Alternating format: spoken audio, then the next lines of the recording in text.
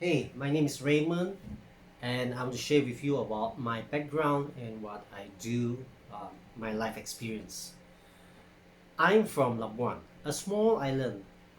Is to be exact, it's like 92 kilometers square.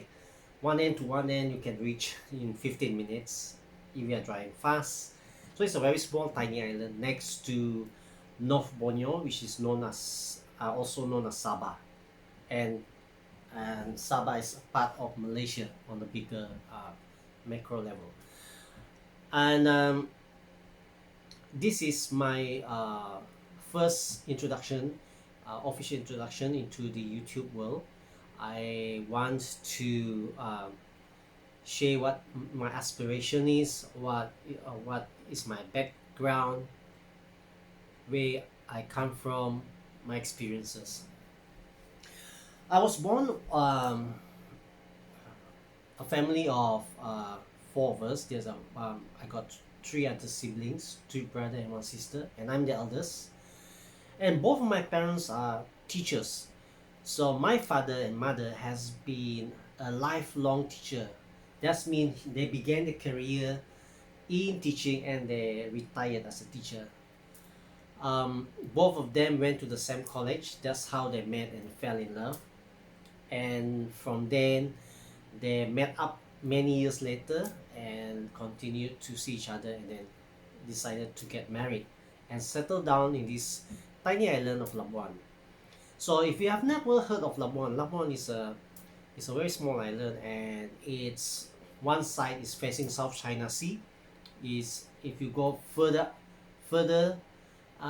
you'll be going towards Brunei and also the Philippines.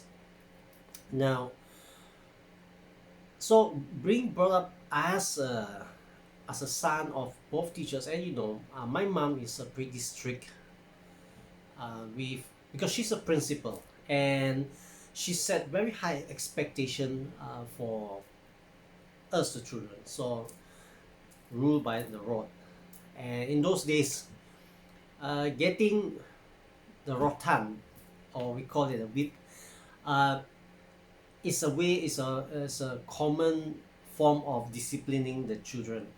And however, my father is the softer side, quiet, softer, but he doesn't talk much. He's very much introvert.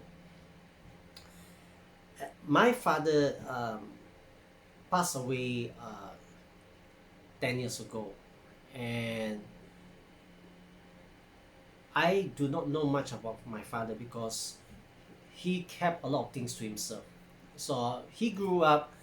He was a good father. When I say he's a good father, he makes sure there's food on the table, make sure that we get our clothing, and take care of our household things. So we are never uh, do go without food at home. Uh, but the thing is, my father had to work two jobs later in life to put me to school. My mom, who is a principal, she spent a lot of time in school and also a lot of time in church, and the parents teacher association. So her life is very hectic. My father was much more. He's a teacher by day, and in the afternoon he would go and play golf because he loves golf very much. That's where I took golf, because I was his caddy when I was young. And in the evening he would rush off to work in a billiard saloon, um, which belongs to my uncle, to make ends meet. So basically, I come from a family that is we won't call ourselves middle class because my father had to work two jobs just to make sure that we live a comfortable but not luxury life. So I couldn't own the toys that I see my friends have, and these are so it was very tough for me growing up. We were very much protected by my parents. They don't allow us to go out and have fun and enjoy like the other kids. So as I grew up, I was sent to a boarding school after my Form 3, uh, which is I was 15 years old. So I was sent to a boarding school where I resided for 4 years, and I had to learn everything myself. And the first time when I was sent to a boarding school, I cried. Honestly, I cried for a month because I was so protected. I came from a very protective family. I didn't venture out. Everything was done for me. So suddenly I was put into a boarding school where the the Lassallian brothers was looking after, and this Irish brother, brother Charles, was in charge of the boarding school and of the school. He was a principal, and he is when he start when he gets angry, his voice is like thunder, and his face would suddenly go red. um, so he was pretty strict, but he was fair. And I've gone through the boarding school. I learned a lot in the boarding school to be self-reliant. And in boarding school also, there's a lot of, I have to get used to adapt to different kind of characters. There are, of course, there are people who they get a bit rowdy crowd. They're like gangsters kind of thing. But I learned how to mix around with them and make sure that I don't go over their boundary. And so I learned how to learn how to mix with people, and to socialize with all kind of people. And that made me uh, very very social person. And this was very helpful, especially when I went to started work. And so I'm an introvert. However, in different setting I tend to be sociable, but actually when I prefer to be alone, spend time alone, and do things on my own. That's me. Now, after the 4 years of boarding school, I graduated, but I graduated my high school, my A level, but then my mom asked me whether I want to continue to university. But that time, I decided to decline because I was not going. Uh, I don't see myself going anywhere with my education, and also at that time, I started to lose focus in my studies, and I decided to work. Plus, my dad had to work two jobs, so I wanted to contribute to the family.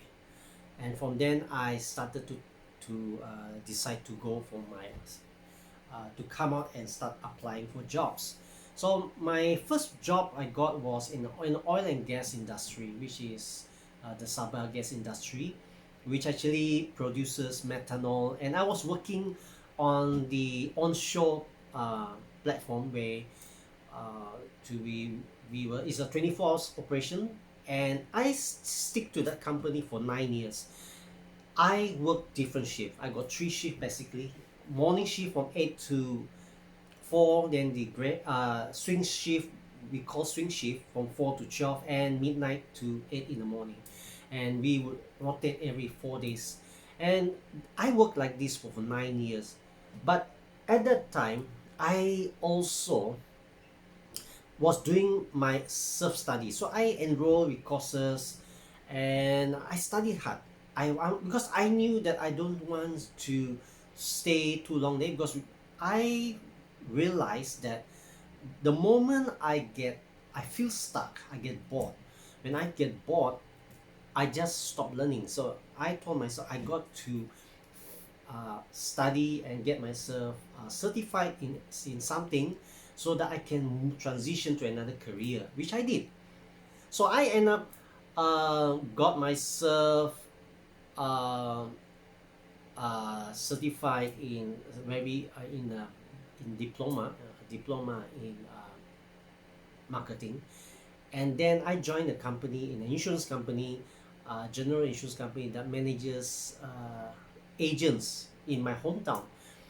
So when I joined the company, I learned how to to really trust my learning ability, to learn fast and to implement fast. because I have no idea about general insurance. I got zero knowledge. Actually, I got very zero knowledge.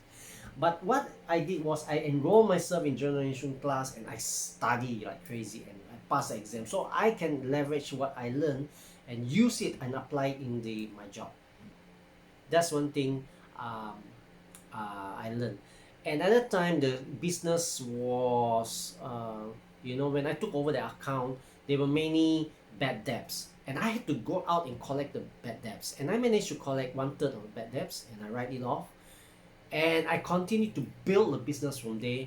And actually, I doubled the volume of the business within 5 years. And after that, I decided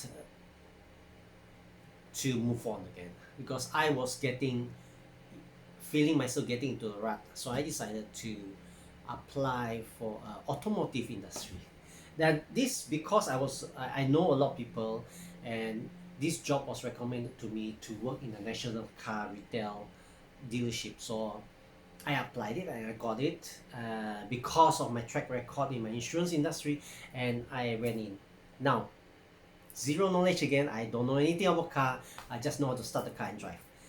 And I had to start learning all over again, learning the operations. But and I managed to learn quickly because that is one of my strengths, to learn very quickly in something that I really don't know and really submerge myself in that thing. And then I don't have this cannot do. I always have this can do attitude, and so that's what I did. I managed to run the company well, and I even made the top sales throughout the history of the company at my local town, and that's something I'm quite proud of. After that, I was moved to another bigger town, major city, away from my family for 1.5 years, and by then I didn't really like it because my youngest daughter was only 2 years old. I was missing her growing up, and I couldn't stand it anymore. And I decided to throw in a letter. But before that, coincidentally, somebody sent me an email saying, "Hey, there's a job back down your hometown, and would you like to take it?" And I say, "What job is that?" "It's a luxury automotive." So I didn't know. It's like luxury. So what is it? Is it? I didn't know much about luxury car. And when I sent my application, I found out that it was a Mercedes-Benz auto dealership. And so I went into it, I applied, I got the job, and because of my track record and my experience. And then when I went in there, the company was not doing that well, and I managed to turn the whole company around within 2 years in my position there. Um, I learned a lot. I learned how to hustle. I learned how to build a team of agents to help me, and it's a very interesting learning experience because I've been with a company for 10 years before I decided to come out and do my own um, consulting business right now. And coincidentally, when I submitted my resignation letter, it was back in February, and at that time there was no COVID-19 pandemic lockdown yet. And 1 month later, that's it. Everything changed. 2020 is supposed to be the year of exciting growth, exciting prospects, but it turns out to be, really make us stop and rethink about a lot of priorities and the values we have in our life. And what works in business does not work now. And I think the way I look at it, the COVID-19 pandemic actually taught me a lot of things, and in that sense I grew a lot. I had to come out from my comfort zone. I had to adapt, and I got to learn. And if I say that since the day when I resigned from my job until now, I'm still figuring out, I'm still working hard on myself, and I only can depend on my capability to learn fast and to implement fast. So that is one of my challenges, and I'm still learning a lot of things, and I believe the future is good. And one thing I learned is that challenge is actually a way to push you out of your comfort zone and to push you to grow and to do the things that never done before. And when I think about faith, faith is believing in something that it is unknown, unseen, and you have to believe in yourself. And that is what 2020 means to me. It means that I need to have faith. I need to have faith that the universe is working for me rather than uh, working against me. And I believe there's a lot of things that I will learn more, and I just have got to be, I got to believe in myself. That's my sharing for today, and I hope from this on I want to go into creating content that's helpful to you, and also a good reminder for me where I come from and where I'm going towards. And I believe that uh, perhaps in 5 years time, when I look back and watch this video, it's a strong reminder to me that I'm glad that I took that step to try something different, because at the end of the day, life is short, and we should not allow fear to stop us from achieving anything in our life. So until next time, I'll see you. Bye.